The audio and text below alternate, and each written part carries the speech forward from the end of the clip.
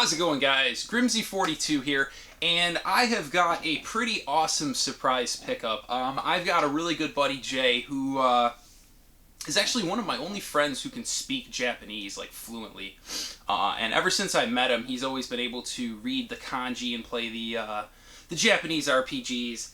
And if you guys have been following me for a while, like, really right in the beginning of my videos, you might remember that I got a super sweet box Super Nintendo lot off of him, which had like complete Chrono Trigger, the Final Fantasies, all the good Super Nintendo RPGs, Breath of Fire 1 and 2, the list goes on.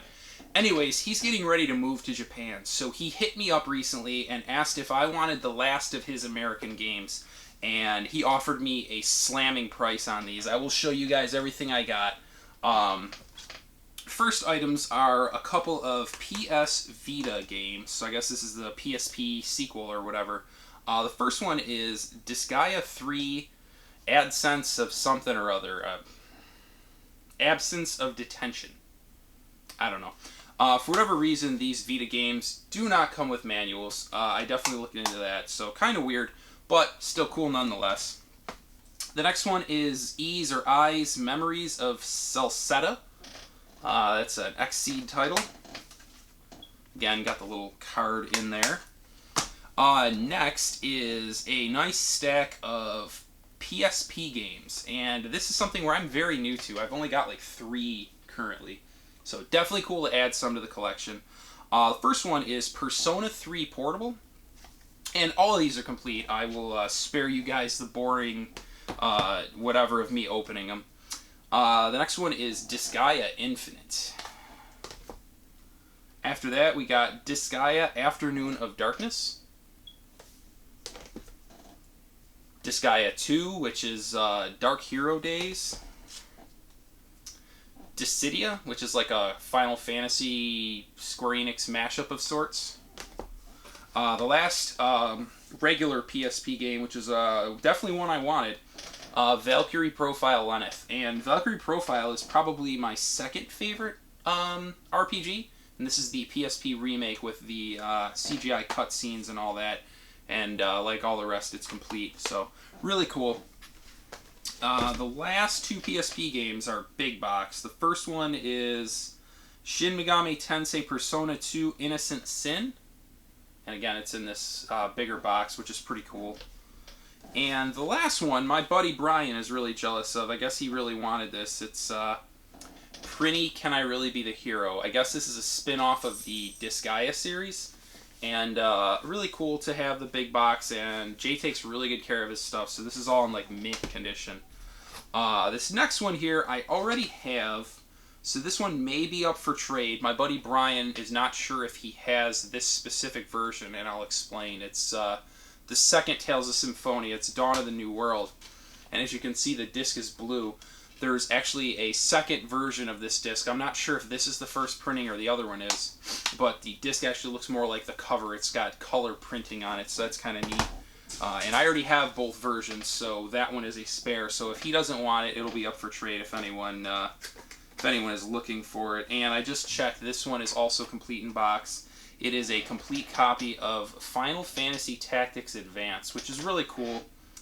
These Game Boy games are, you know, the boxes, no one really kept them, and they're so fragile, you never really see them. So, another complete in-box game for the Game Boy. Thought that was really sweet. And last, but certainly not least, I am not much of an MMO guy. I did play Final Fantasy XI for a good amount of time, and I felt that, you know, MMOs are kind of life stealers. So I promised myself when I quit that I would not play another. And I was hesitant to purchase this at first because I didn't want to fall back into the trap. But I think I'll be okay, and I think I can resist temptation. Last but not least, I have a complete in-box collector's edition for Final Fantasy XIV Realm Reborn. And I'll go ahead and open this so you guys can check it out. I've actually just quickly opened it one time in the past. It's got a really nice inner box here, which lifts up. And then it's got a hardcover art book, I believe. I think that's what this is. Yeah, it's just got like random art from the game, which is still really, really cool.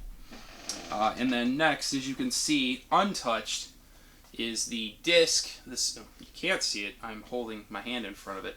It's got the, see if I can get the glare off, the game complete and the security token, which has never been used, and I believe behind it, yeah, there's some more swag here. We got a sealed soundtrack. I don't know what these are, some cards maybe. Regardless, lots of cool stuff, and the game has never been used, the codes have never been used, so if I ever do decide that I want to suck my life back into a MMORPG, I will have no excuse. I will have all of the essential ingredients that I need to throw my life into a game. MMOs can be very, very fun. They're very addicting, and what makes them, in my opinion, kind of crappy is that they operate just like a real world. And what I mean by that is basically if you want to succeed in the game anyway, you're given responsibilities and obligations. There's normally groups which are called like guilds. I believe in this game they were called link shells. And to be in one of the better link shells, you literally need to dedicate hours of your life and sacrifice and do a lot of hard work so that you can get the harder to find items in the game. So again, not something that I really recommend for anybody. But anyways, the long and the short, I wound up getting all of this off of my buddy Jay for $100, which I thought was an amazing deal. That Final Fantasy Collector's Edition goes for a lot of money. So definitely happy to get that one out of the way. That definitely made my day. And the PSP games and the Vita games were a really good start into the RPGs for the PSP, because I guess I'm going to start collecting those. I've got some friends who tell me that the PSP was just littered with amazing RPGs, and most of them are relatively affordable, so definitely looking forward to picking up some cheap ones in the future. I'm not going to really make it a priority yet, just because I'm so close to Nintendo that I want to finish my NES, and then, you know, I'll start to branch out into other stuff. Actually been thinking about it. I'm thinking my next system may actually be Sega Saturn that I go for complete.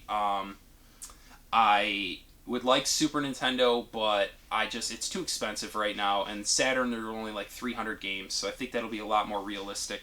Once I get the few big expensive ones out of the way, it should be smooth sailing. But anyways, guys, thank you for watching this. That was an awesome pickup, and until next time, guys, take care.